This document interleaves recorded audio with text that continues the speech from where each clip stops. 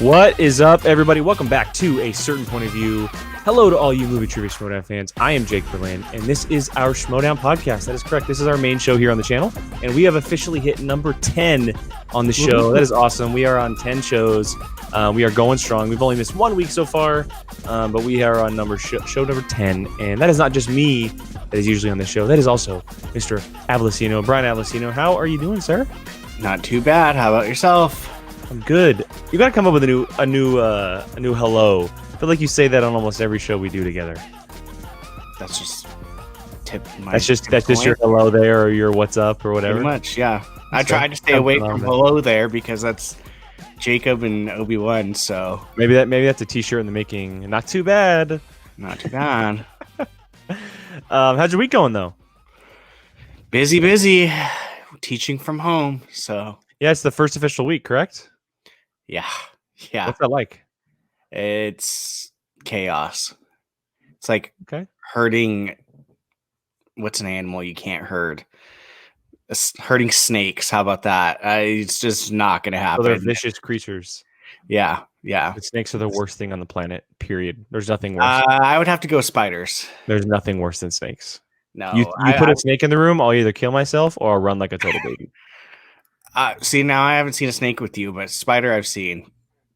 I am petrified. Shocks me. I have no problem. I don't know why, but I just am. I think because I worked at a daycare or after school care that had a snake, so I didn't really have a choice to not be afraid of it. But spiders, I'm just no. It's fair. That's fair. I'm crawling on you. Nope. Cool.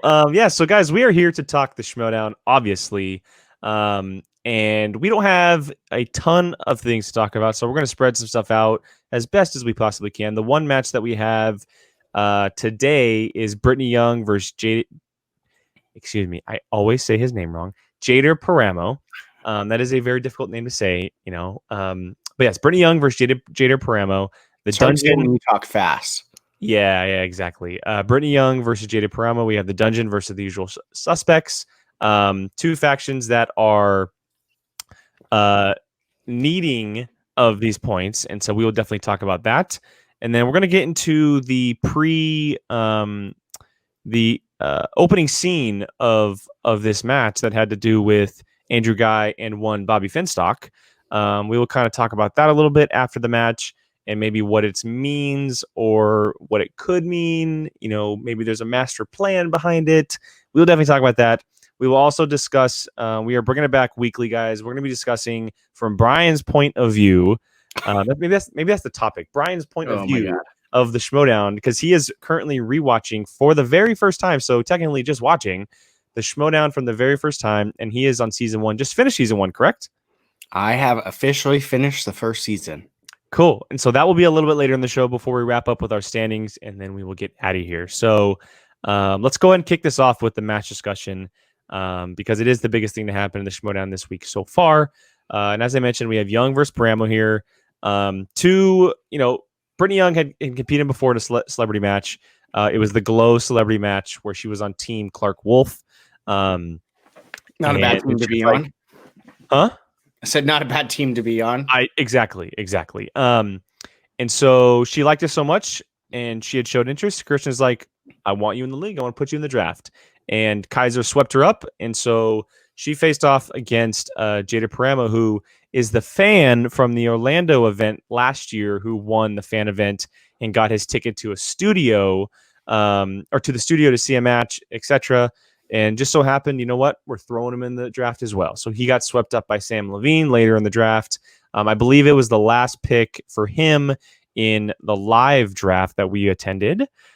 So two rookies here who have quite a bit of hype around him. I mean, Jader was a fan, but we've seen plenty of fans in the past kind of come up out of nowhere. Kevin Smets had been one, Robert Parker had been one. There's been plenty in the past.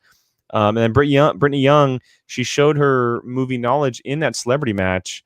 And so we were looking forward to this. And on the reaction we did, we misstepped and we did not say who we were going for in the match. But if I'm not mistaken, Brian, you were going to pick Britney Young and I was going with Jader, correct? I believe so, yeah. And what did you think before seeing the match? What did you think about Britney Young going into it? Well, she seemed hilarious. The opening to the match was, it was so funny. That, I mean, and that tone kept throughout. But yeah, I don't know. I think maybe it was just the guilty. I'm hoping the dungeon gets a freaking win a little bit. So yeah, I just felt like going with her, I guess. Cool. All right, well, let's get into this a little bit. So they came out really funny promos. Kaiser was going all crazy, and Britney Young was like, yeah, like that kind of like just funny counter. Being nice. Jader was, digging a little bit, but not too much compared to an Andrew Ghai who was subbing in for Sam Levy in this match, which is very interesting. And I'm sure we'll talk about that a little bit later. But yeah, we get into round one, and they both showed up pretty well. They both stepped up. It ended up being a 7-6 round one. Nothing to be ashamed about, especially in your first match. No. It was, if I believe, Jader had the nod in round 1 point over Britney. They went back and forth for sure. It seemed like a very cordial type of match. It was no like back and forth like typically was between veterans. That's to be expected with these guys. Cheering him on like multiple times. Exactly. So after round one, I mean, what did you think of the match so far after, only 10 questions? 10 questions. I was actually surprised. Like, I will say, I think you and I had 7 and 6 points. It was the same exact score. Yeah. First off, if I'm getting that many points, the questions probably might have been a little bit easier. But either way, like, I mean, that's just how things happen with the questions. But that I was impressed. I didn't expect them both to be that high up in the points on that first round. So it was fun because you're like, oh, okay, these guys both came to play and they both know what they're talking about. So I agree. There were definitely a couple of questions you can think of as the so-called softball questions. But there were definitely some that you had to think about and that could go one way or the other. And they definitely had their moments where they pulled one here and there. But again, whether it's 5-4 or 7-5 or whatever it may be, just getting through the first round in your first match is like a big deal. But getting through that first round with at least 7 or 6 points is also like just like okay, like I know what I'm doing. I'm not as nervous as I thought it was, and it definitely helps you out as a rookie going into the match. Yeah, I say if you're walking away out of the first round with 6 points or higher, you're doing fine. You're well off. Cool. All right, so that's how it ended in round 1. So 7-6, and then because Britney was up, because Jader was up in the first round, he let Britney spin first, and she officially first time spun Thrillers, but then she's like, no, not for me, and she wasn't even a question. No, and then respun and landed on Oscars, which at that point we weren't sure how she was feeling about that. You could tell by the end of the match that she's a little bit more, friendly with categories like a Disney or an animation or something like that. And Oscars is a very broad category that can go years and years in the past. And so, but I guess she did seem a little confident. She battled her way through, and she ended up going 3 for 4 for 4 points. So she got 2 1-pointers, 1 2-pointer, but Jader did get a steal in the round for 1 point. And so after her second round, it ended up being an 11-7 game. So it was still just a 4-point lead instead of the 5. Or excuse me, it ended up being 11-7 points. Sorry, it was still the 4-point lead instead of the 5. And so Jader ended up getting that 1 point. And then Jader ended up going, and he spun Crime, and he stuck with it. And we got confirmation later on in the post interview as to why they stuck with it. It was kind of like the middle grain category for him, where he felt somewhat confident, but he felt more confident in it than a lot more other categories on the wheel, which is smart. And we'll talk about this at the end of the discussion. He went 1 for 4 for 2 points, and with 1 2-pointer, and Britney also got a steal in that round. And so after round 2, it was 11-10, same exact score as round 1, basically 1-point lead for Britney. Just flipped around. She had the 2-point swing on that one. What did you think of round 2, Brian? I was impressed by Britney on that one. When I see Oscars, I'm like, oh my God. Like, I know I'm sucking at that. And I would assume most people would, because that's such a wide category. I mean, I'm not saying it's not a favorite of many people, because a lot of people don't mind getting that category, but that is not one I would want. And she battled her way out of that category. She didn't seem like she was too opposed to it. She definitely wasn't like, oh my God, like I'm screwed. Like, and I think a lot of people do that, is they see that and go, oh my, I'm done. There's no way. And then talks themselves out of it. But she was just like, oh, okay, I know some of these, and she walked out of it fine. Jader, on the other hand, I mean, I would have, if you're in a middle ground, it's in my opinion safer to go for that one than take a chance, because he could have spun again and got opponent's choice, and it could have been the death of him. So if you're gonna pick one that you, for the most part, feel confident in, it's a smart move. So yeah, I agree. The one thing out of round 2, and you mentioned it, Britney definitely had a little bit of a smarter play. You could tell, and even if she had the one match under her belt, if she had a little bit more studying, or maybe it was because of Kaiser, or just the dungeon in general, she knew when to pull multiple choice. She knew when to use the advantages to her, such as like a JTE or repeat, or like a multiple choice answer repeat, something like that. Like I mentioned, she went 3 for 4 with 2 1-pointers and 1 2-pointer. And if I'm not mistaken, the one that she missed also went to a 1-pointer, because that's the one that Jader ended up stealing. I believe so, yeah. And so she played the game, and like we had mentioned, Oscars isn't a strength of hers, but it's not something that she seemed like she hated. And kind of like a Jader as well, she fought her way through it. She got the points she needed. She kept Jader away from multiple steals instead of just the one, and only allowed him to get a 1-point steal, which is a big deal. And she walked away with a 2-point swing in the round and the lead, which is the smart way of playing it. And Jader, he had a stumble in the very first question about the Bronx Tale, right? He thought he knew the director, couldn't pronounce it, then asked for multiple choice, and then he heard the answer he was trying to say and is like, okay, that's it. But that ended up not being the answer. Yeah. And so you could tell that maybe a little bit of a first game jitters kind of flowing in just a tad bit, but it didn't end up being the swinging point of the game. But I would definitely say out of round 2, you can tell that the strategy and knowing how to play the game was a big deal, and it was playing into the game heavily. Yeah, it was impressive that they both, like, that's one thing I almost like expect to see with these new people, outside of like probably like a Robert Parker that breathes this game, where these new people don't use the rules that well. I keep using her, but like Bonnie Somerville, where it was like, is this the round that I can do like that type of stuff? Like, that's kind of what I almost expected Britney to do a little bit. And she was not, she looked like a seasoned vet. Like, she had no, like, she didn't ask, like, can I ask for a multiple? Nothing. She was like, multiple choice, repeat the question. Like, she had no problem whatsoever. And then I would assume if you're going to go through a fan league and be able to win it, or not a fan league, a competition, and do all of that, I would assume you already know how the game works.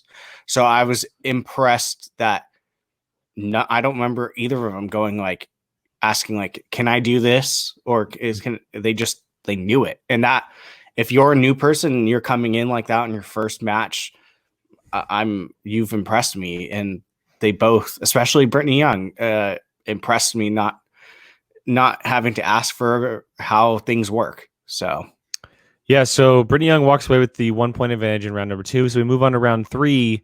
And because Jader was down, he ended up going first. And so for his 2-point question, he got a new release question, which might be the most softball of all softballs. It was who co-starred alongside Adam Driver in Marriage Story. We obviously know Scarlett Johansson. So we got that correct. It goes back to Britney Young. Her 2-pointer was a coming of age question about The Graduate.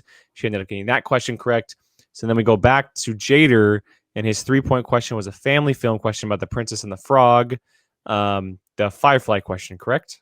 Yeah, that could have been. I feel like that could have been a 2-point question as well. And so that was a 3-pointer, and then we swing it back to Brittany for her 3-pointer, which ended up being a crime movie question, and that was who played Chris Pine's brother in Hell or High Water, and that was Ben Foster. She missed that, so she had to answer her 5-pointer for the game to go on, and she got a comic book movie question from Iron Man 3, which was who was Guy Pearce's character in Iron Man 3. And obviously us would know that question of Aldrich Killian because he was the topic of a long discussion for a long time because of the Mandarin and all that good stuff. But, if comic book movies aren't your strength, you're not going to know who that villain is because the Mandarin takes precedence over a name like Aldrich Killian. Yeah.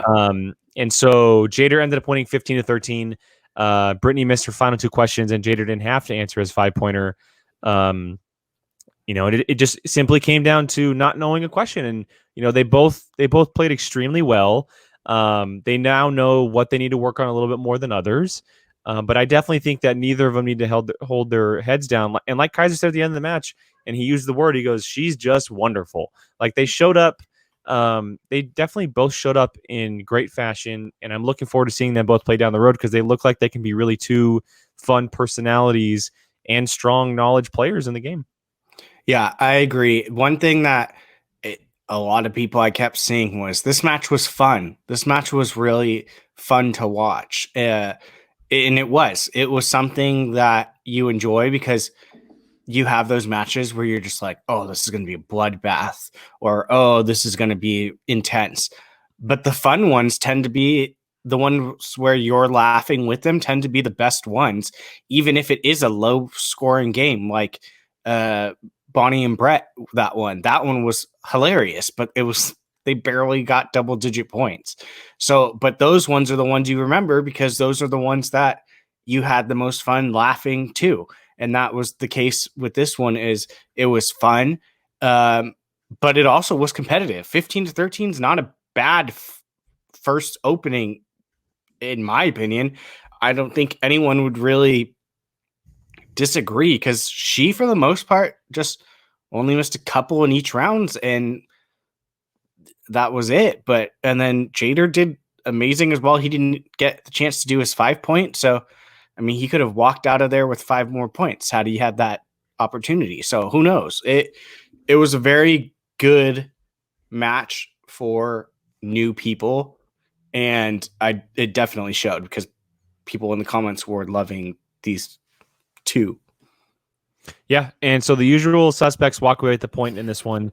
Andrew Ghai gets his first victory as a manager, or I guess like a walk-in manager, like a sub-manager, whatever you're going to call him. But yeah, like we mentioned, nothing to hang your head about for Britney Young. I hope we see more of her for sure. I really hope we do. She was awesome to watch. If I'm not mistaken, didn't Kaiser call for a match against Bonnie, correct? Britney and Bonnie? He wanted the celebrities to, it would be fun. It would definitely be fun. I mean, we obviously want to see more of Bonnie to see how she really does after having a match under her belt, because we know that she has knowledge. She just didn't understand the game. She got traded from then until now, and so seeing a Bonnie Britney match would be kind of fun and different. And again, it might bring that fun aspect to it. But yeah, so Jader walks away with the victory. The fan from the stands to the studio gets a victory in his first ever match, which is really, really cool. So, but yeah, let's go ahead and move on to our weekly topic here, guys. Moving on from the match discussion. Like I mentioned up top, we're going to talk about Andrew Ghai here for a sec, because in the pre-scene to this match, we had very interesting, I guess you could say conversation, I guess is the best way to say it, between one Andrew Ghai and one Mr. Tom Dagnino.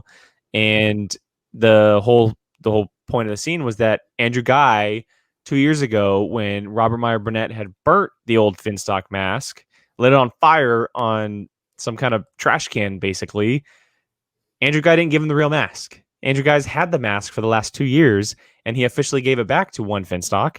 And Finstock is officially returned. We don't know when or how it'll be seen, but Finstock is back. And the question that I want to pose is, does Andrew Ghai have some kind of master plan, or is he just playing into the nice guy card because he did officially go babyface instead of go heel like he has been the past couple years? Dude, I have no idea. Between these two, you never know what's going on. And the first thing I immediately thought of was, oh my God, Andrew Ghai wants to go to his team. But if that happened, that would just be such a powerhouse. Like, I don't know. Or, I don't mean to cut you off, but we know the feud that one Andrew Ghai has had with one Mr. Ben Bateman. Do they get swapped for each other? To kind of shove the knife a little bit deeper, Bateman off the Finstock exchange and Andrew Ghai in. That would be remember, Bateman doesn't have the belt anymore. He does not have the belt anymore. Who's Finstock going to keep around? The champs or someone who doesn't have a belt? Just keep that in mind. Yeah.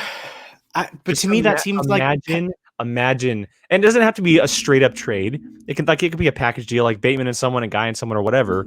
But imagine a Guy for Bateman flip. Yeah, unless I'm gonna spin that on you some more. Maybe he's using that as a way to get Bateman to his team to be his partner since McWeeney's gone. Idea.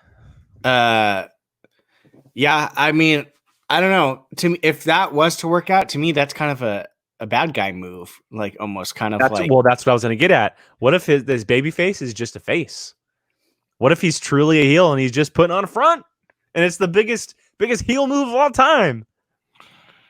He is undeniably. You've dropped this bomb on me now, and now I can't think of. I'm like trying to still process this. It just think it. Andrew Ghai is undeniably the best character work as far as like constantly putting in work for his character of who he is on screen and who he is off screen, right? John Roca created the character, but he's the character 24/7 and he comes off every once in a while. Andrew Ghai is not Andrew Ghai in the Schmoedown. And so just imagine it would be true to his character to do something like this because he's so good at the character work. Just imagine the reaction people would get by realizing that he didn't go debonair. He's been dastardly this entire time, and he's been putting on a front in front of everybody. And here's the key. No more Drew McWeeny. Yeah. No more Drew McWeeny. He doesn't need to be babyface anymore. You've dropped a bomb on me that I didn't think of, and I'm holding back the smirk. It could very well be like totally wrong, and it probably is, because I know that Christian probably has like this master plan for it or something. But just imagine, like, even though it's like a bad thing because we want McWeeny around, McWeeny retiring could have been like a gift to get old dastardly Drew Ghai back in the best possible way by stabbing someone like Bateman in the back after playing this nice guy role. And getting under his feet by going around him to one Tom Dagnino. And how do you do that? Not with alcohol, but the Finstock mask. That's how you do it. You give him the Finstock mask back. Yeah, I mean, the key is that he doesn't have that belt, Bateman, because he's not. It's much harder to trade a champ than it is to trade someone without a belt. So, yeah, that's... Like, and I'm not saying this is what's going to happen. I'm sure the package would be totally different, but what if you traded a Drew Ghai and a Janine the Machine for a Mark Riley and a Ben Bateman? Yeah. I could just see somehow Ben making his way over to Guy's team, and then them coming back together. Oh my God, fans would lose their exactly. Let's talk about that for a second. Yeah, let's talk about that, because the Action Army is probably the biggest fan base in the Schmoedown, right? When Team Action was together, they stormed onto the scene 2 or 3 years ago. You know, they became this heel of a team. They're one of the best heel teams of all time. You know, Ben Bateman and Andrew Ghai were the greatest. They didn't start off great, but they were one of the best. They were a show. they were performers. They battled for titles. They started feuds. People hated them. We've had this conversation for the past couple of weeks in the circle of Schmoedown about what is a heel. What should heels do? If you're a heel, stick to the heel, be hated, want to be hated, and they wanted to be hated. That's who they were. Yeah. And that's why when they split up, it was such a big deal. Now, obviously when Bateman went face, it was very weird. It was different, right? It was team Guy, team Bateman. Like, who did you want to win? But just imagine them coming back together and what it would mean and how massive it would be, especially, more than likely we can probably see a one Drew Guy be teamed with the Janine Machine because they're already on the team together. Yeah. But Bateman not having the belt anymore makes everything possible. It leaves open the possibility of them coming back together in some fashion. You're probably right about it being on Sam's team rather than the Finstock Exchange because the Finstock Exchange is so heavy hitters already. There's so many people there, and there's so many big name people there. The usual suspects could probably do a lot more with Ben than the Finstock Exchange could at this point. But just imagine the league reaction to seeing, we wake up one morning, we get a notification saying Sam Levine has traded so-and-so to the Finstock Exchange for Ben Bateman and blank. The return of the Action Guys is officially happening. Like, just imagine the reaction. That freaking Facebook group would explode. It would, and Twitter for us Schmo fans would explode. It would, oh my God. The only thing that makes me question how that would happen is if you're trading Bateman, what are you getting in return? And to me, the only... Are you looking at the list? Yeah. Okay, to me, I don't have right now. Sorry. The only names that can equal something like that is a Drew McWeeny, who is no longer playing, a Janine, which, yeah, she's definitely good, but she is not probably at Bateman's level right now. And then the only other thing, which I don't know if it's worth, would be a knapsack, but they already have Laura Kelly, I believe. DeMonta. Oh, DeMonta. Yeah, they have DeMonta. And so, yeah, I mean, I think there's ways. I'm sure there is. I mean, I don't know what. I mean, you could just. I don't know. It's funny because I keep thinking about Rachel's comment when they asked if she her. No, not if she returns. When they asked her, what is Sam gonna do about McWeeny, and she's like, "Oh, she's got some ideas." Yeah. So it's like it's been brewing. It's definitely there's something. There's got to be something because he lost his number one pick. Yeah, exactly. What if? And this just may be like a behind the scenes thing, but getting the mask back could be more important to Dagnino than we think. And what if that like plays into the trade? Like, you gave me my mask, I'll give you so and so on the cheap a little bit. I'll back off a little bit on requiring more from you because you did this for me. Yeah. Like maybe it's like I gave you something, now you owe me a little bit of something. That's true. Maybe it's goes back to that dastardly and is able to like hold something over his head a little bit. Because I mean, look, we've seen so far this year that Bateman hasn't been playing like Bateman when he made that run last year, where he was kind of like the unsung hero, right? He was the kind of like the golden boy, the one that everybody was rooting for. He's kind of had this little bit of an edge to him, like almost old school Bateman.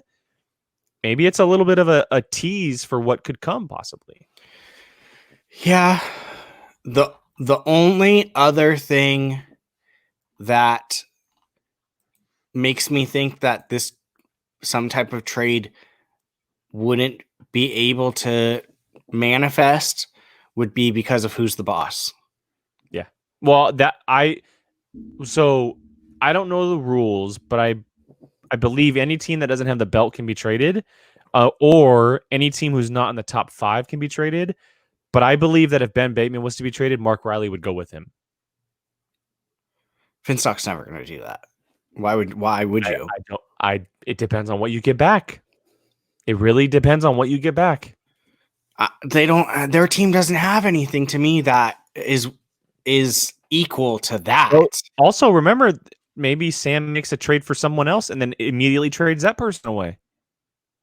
There's other factions that could be involved. To me, there would have to be something else in order to make something like that happen. There could be like a third faction involved, or maybe Sam makes a precursor trade that eventually that person then ends up getting traded to the Finstock Exchange for a Bateman and a Riley or a Bateman. But I mean, all in all, the fact that Bateman doesn't have the belt anymore, it adds more precedence to what we're talking about. It's the possibility is much higher than it was before. Yeah. And I just think oh my God, people would lose their minds if Guy and Bateman got back together. People that would immediately put everyone on notice. Like, oh crap. Like a bit of fun to see. Chaos would ensue. Return. Woo! Chaos would ensue. That would be wild. All right, let's go ahead and move on from that conversation because I'm sure it's something we will have again. And we are going to move on to Mr. Avalosino's here, his review of season 1, the final matches of the season so far. Like we mentioned last week, guys, he has been on this kick of watching old school matches because they are released. So he's been rewatching the entire series of shows, The League, as I watched them a long time ago. And we talked after our show last week and how cool it was for me to kind of walk down memory lane and how much fun I have listening to him talk about things. And so for the next, 8 minutes or so, Brian's going to kind of take over and I'll chime in every once in a while, but he's going to kind of just talk about what he's been watching, the moments that stick out to him the most, just to run around to some of the matches that he's been watching. So without further ado, Brian, the floor is yours. All right. So for those that didn't see last week, I'm rewatching the seasons that Harloff has posted in these playlists. Now, a lot of it does have like a little bit of tie-ins to the Schmoedown podcast, where it's kind of like certain things might have been snipped out just to show these matches. But for the most part, you don't need it. So the first match, and believe me, I'm taking notes on these matches where I'm going in on these, but I had, let's see, about 1, 2, 3, 4, 5, 6 matches left in that first season. My first one was a big one, which was the JTE versus Mark Ellis match. And that was what I told you, one of the big ones, because that was the reveal of the devil costume. Mm-hmm. And I mean, it lived up to it, right? Yeah, exactly. It was in like every promo that like we've ever seen. So the devil trident, I don't know what's called officially. It went away to a fan in an auction last year. Oh, yeah, I preferred his bedazzled horns. That was that's a good idea. That was his cool. Pretty funny. And that was the first time, like I said, without seeing Schmo's nose, that I had ever seen Roxy show up. That was the first time. Okay. Yeah. So obviously I know who she is now, but if I would have started just by watching, that would have been the first time I saw her, and she had jet black hair. Yeah. Way younger than she is now. I, for a solid like 10 minutes, was like, is that her? I was like, I know that's her voice, but that can't be her. Uh-huh. And then at the very end, he was like, Roxy, thank you for joining us. And I was like, holy crap, that really was her. Like I would, if she ever listened to this, and maybe I'll clip this out and I'll tweet it. I would love to get her on the show to talk about that. I would love to get her on the show to talk about that. It was so weird because I knew it was her. I knew it was her voice. And it looks like her, but the hair was so different that it threw me off. And she's chugging beers and stuff, so it's like that has to be her. And she's cheering for JTE, which I know they both have always had love for each other. So it was just very funny to see. And then JTE ended up beating Ellis in that match. which then led me to the trial of JTE. And now it's very funny because I don't go ahead in the playlist. I like kind of keep like a blind eye to it so I don't see who wins. And so during the Ellis and JTE match, I noticed him doing that look over to Ellis. And I was like, dude, he's like straight looking at his stuff. I noticed that.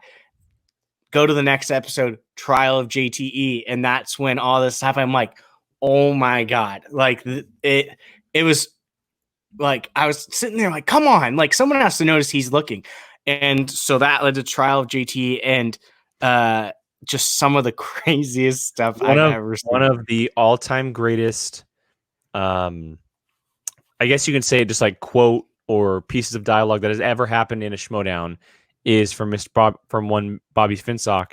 It's, I'm a firm believer in trial and error, and I believe my client is on trial and it's an error. Like it is. Did you go back and watch them?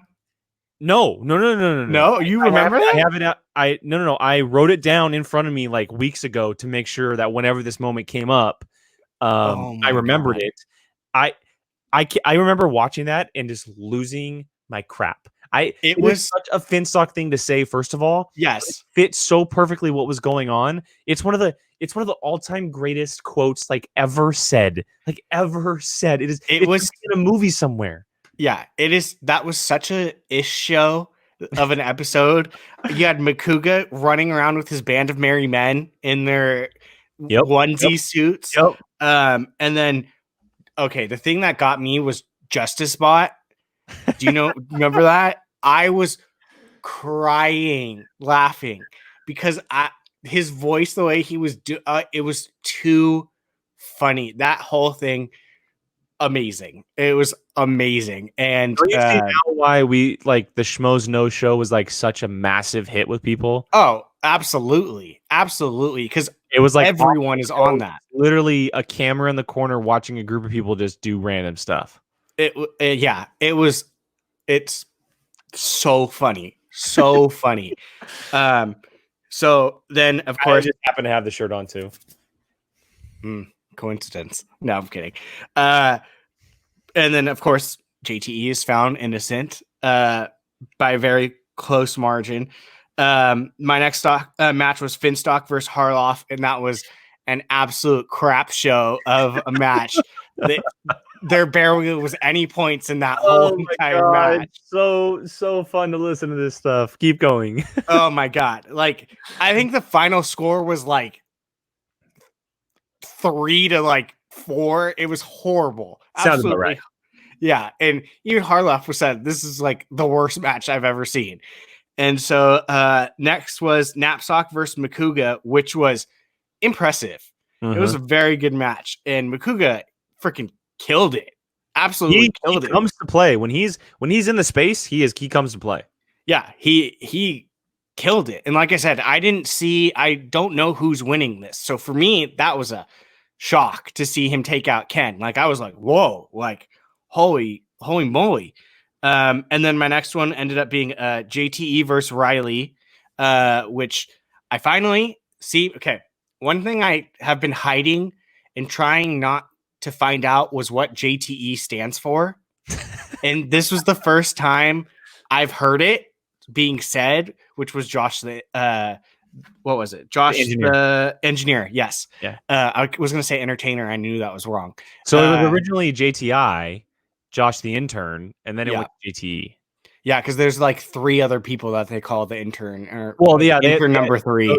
Yeah, the Schmoes No Show, every incarnation had some form of intern. Cody Hall was an intern, Christian Ruber was an intern. At one point, RB3 was an intern. So they had their thing was kind of having an intern there. Yeah, so that was the first time I had heard that term finally being used after all the years. And Riley did amazing in that match, which then led me to Mokuba versus Harloff, and that one was ridiculous. Blue Fairy. Do you remember? Yes, that's exactly what I was. Of course. Look, an all-time fan isn't gonna forget Blue Fairy. It's Matthew Broderick, right? What? Doesn't he write? He writes down Matthew Broderick. Like that's the answer, correct? Well, yeah, you stole my. That was my next one. Okay. Where I was going. I was gonna say about how Harloff was just done after the Blue Fairy. Done. He's like, screw this, f this. You guys are wrong. Ellis is gonna get a punch in the face at the end because I'm done. So good. Yeah, and then Mokuba pulls off the Matthew Broderick. And like I said, I don't know any of this. I got up and started running around going, oh my God, like pulled this off. And then Harloff was just done. He was like laughing mad. Like he was laughing. Oh my God. Pissed off and fuming. He was, I've never seen him so mad. He was happy just because of how Mokuba is just freaking losing his mind. But he was just like, if I ever hear the words Blue Fairy again, I'm going to kill someone. So good. That's why it always gets brought up. Now, when it gets brought up, you'll know exactly what they're talking about. Exactly. And then poor Riley was just getting it from, Riley. Ellis was just getting it from him the whole entire time, which led to the championship of Riley versus Mokuba. And this was the first time Mr. Riley introduced the Superman. He came out. Oh, that's right. I forgot about that. Yes, it's funny because I'd wondered. I was like, oh, he doesn't do the Superman stuff. He had this big long thing, did the Superman, came in with his Superman shirt and stuff. So that was the first time I've seen this Superman and finally put the two and two together. And holy crap, was that a freaking battle? That 1 point. 1 point. Did it come down to the last question? Yes, it was just a matter of Riley having more points to bet than Mokuba did. I wasn't sure what it was, but yes. I believe Riley had 7 points and Mokuba had 6. They both bet full, got the same answer, and hence Riley won the championship of that tournament. And whoa, what a whirlwind. One. I know. And it was insane. Like it's so funny. It just reminds me of like a bunch of chickens running around with their heads cut off and just chaos ensues. Yep. But I don't know if anything for me is going to beat that Mokuba Harloff episode as of right now, because that was the Blue Fairy and just, oh my God, I was rolling laughing. It definitely gets better as it goes, but season 1 was definitely one where you're like, okay, this could be something, and it started off pretty well. But there's definitely moments coming up that I'm excited for you to watch. Yeah, and it's so funny because I'm just sitting here like, that was just one season, and I'm still have five more to watch. Yeah, it's gonna be fun going forward. That's awesome though. I'll make sure to clip this out on the channel. That way people know that we're doing this. But that I love going back and hearing you talk about it because it brings up memories of watching it years ago and seeing your reaction is kind of similar to the reactions I had. And so hopefully our viewers who are listening or watching have a similar reaction as me. Because the season 1 was so good, and Blue Fairy and the devil costume and the trial of JTE. They're moments that people don't forget about, and they're like all timers. And so hearing someone who's watching for the first time is really cool. Yeah, it was just so fun. I couldn't stop watching it. I literally watched it just all straight. I could not. I was like, I have to know how this ends, and just binged it. So awesome. It was fun. All right, well, let's move on to our final portion of the show, guys, and that is the faction standings, a league update here. As we mentioned last week, not a whole lot of shifting is going to be going around in coming weeks because we only have the one match a week. But we are going to have a little bit depending on who wins. And so, Brian, what does it look like this week? So as of right now, the Finstock Exchange is obviously in first place. They have 16 points, which is a hefty lead over everyone else. The Den is sitting in second place with 10 points. Swag is sitting in third place with 7 points. And then we have a now three-way tie. Well, not three-way tie, three-way points tie. Fourth place. Tie. Yeah. Well, there's or fourth. Yeah. They have them separated though, but In fourth place is Rockstars with 4 points. In fifth place is the Burning Droogs with 4 points. And the Usual Suspects is sitting in sixth place with 4 points as well. The Quirky Mercs are sitting in seventh place with 3 points. Corruption is sitting in eighth place with 2 points. And unfortunately, the Dungeon is still sitting at the bottom with 0 points. Yeah, not a whole lot of shifting. We now know that the ties, the first tiebreaker is a KO. If you get the KO, you're above everybody else, which is why the Rockstars are above Burning Droogs and Usual Suspects. Usual Suspects go from breaking a tie with the Quirky Mercs to now tying with the Rockstars and Burning Droogs. But we now know that some of these teams who don't have as many matches, like a Quirky Mercs and a Dungeon, and Rockstars, some of their matches are coming up. We have Hardlock released the official schedule up until May 15th, and those ones are getting matches coming up. And so we will not only have reactions, but we will have discussions on here about those matches as well. And so hopefully some of those teams are making some changes, maybe a TKO in there every once in a while, making a leap. But for now, it'll be a point here, point there, and then someone will slightly be moving up, someone will be slightly moving down. But it's still good to talk about. So yeah, I think that, the Usual Suspects, they're not performing like we expected them to. And so maybe Jader's kind of like that turning point for them to kind of getting back into the swing of things. Yeah. And I mean, our next match we haven't watched yet, we're saving, is Robert Parker Dungeon. and Swag. Swag. Yes. So we've got a third place versus a ninth place, but how long we've been hearing Robert Parker's name for. They might get their first official points. Yeah. Yeah. So, I mean, that could change things especially if he walks in there and TKOs, you're not in ninth place anymore. You could jump to probably seventh at least. So definitely, things could definitely be changing, even just one match. Yes. So before we get out of here, I did want to mention one thing, guys. Brian and I had a conversation yesterday, by the time this is released 2 days ago, about the shape of the show and kind of what we're going to do going forward. So the first thing that we're going to be changing here now on is the show is going to be released earlier in the week. And that is strictly because we only have one match a week and we want to separate the two. We don't want this one released on a Wednesday or Thursday and the match released on a Friday. We kind of want to spread the love a little bit. And so right now we're aiming for Tuesdays. It could move to Mondays later on in the future, but right now we're aiming for Tuesdays due to our schedules. That seems like a good day for us to kind of shoot stuff, edit it, and get it up comfortably.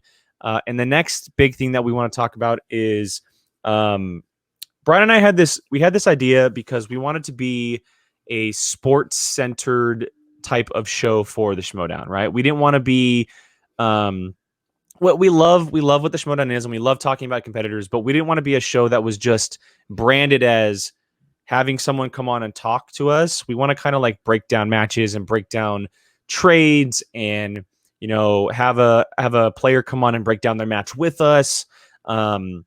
Because all Call to Action does a great thing about getting to know other players and managers. Mm-hmm. And stuff. We didn't want to do what they were doing, right? Cinefanatics have guys come on and react to their matches with them.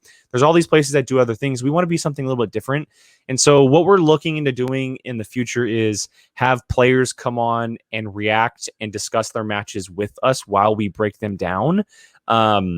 Not watch them during our reactions, but here on this show, as like we mentioned, or as we did earlier with the Britney Young Jader Paramo match, have one of them come on and go round by round and discuss how they're feeling, what was going through their head, why they did this, why they did that. And that's kind of the goal.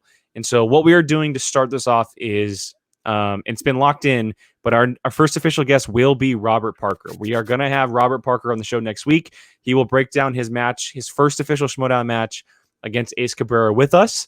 And that will release on Tuesday. And so look out for that on Tuesday afternoon, guys. Ryan, your thoughts on this, kind of shifting the show a little bit. What do you think about this? I'm excited because you and I both know we love our sports and we need some sports talk. And this is going to be what we're going to be using for it right now. Yeah. And we're not going to plan on having someone every single week, but we want to get people on who want to discuss their matches and not just tweet about it or discuss it in the Facebook group. This is a good opportunity for them to kind of like go round by round, like I mentioned. And a great example of that is watch our episode with Sean Sullivan. It's exactly what we did with Sean Sullivan. We went through his entire match about, why he made this decision or what he was thinking about this missed question or what happened during that missed question. And it's a great example of what we're aiming for. And so that's what we're going to kind of be going for. And if you're a player who's in the Schmoedown, you're listening to this, or if you're a manager, reach out to us. We'd love to have you guys on the show. The upcoming matches that we have right now, we're going to reach out to some people and try to get them in. We know that things are kind of crazy right now, so things are going to shape up a little bit differently in the future. But that is kind of what we're aiming for so far in the near future, and we hope that it works out for you guys as listeners and watchers. I'm excited. Yeah, so Robert Parker coming in next week, guys. Make sure you guys check that out next Tuesday. We usually release this in the afternoon, so anywhere from 12 to 2 o'clock. It's released on YouTube. It's also on audio, so you can check him out above Brian over there. Anchor, Apple, Spotify. You guys can find us on Twitter at Schmoedown POV. You can find our personal accounts right below us. Make sure you guys don't just listen or watch. Give us a like or a subscribe, a share, or a rate on audio. A rating really helps get us seen more. To the audio platforms, those are super important. And we really, really just like a like is on YouTube. A like helps it get seen more frequently, which is awesome for us, and we really appreciate it, especially if you guys liked it. So for Brian, for myself, this is A Certain Point of View. Thank you guys for joining us again. We hope you guys like this episode. Look out for next week as we not only react to a Robert Parker versus Ace Cabrera, but we talk to Robert Parker on next week. Again, thank you for joining us. We'll see you guys then.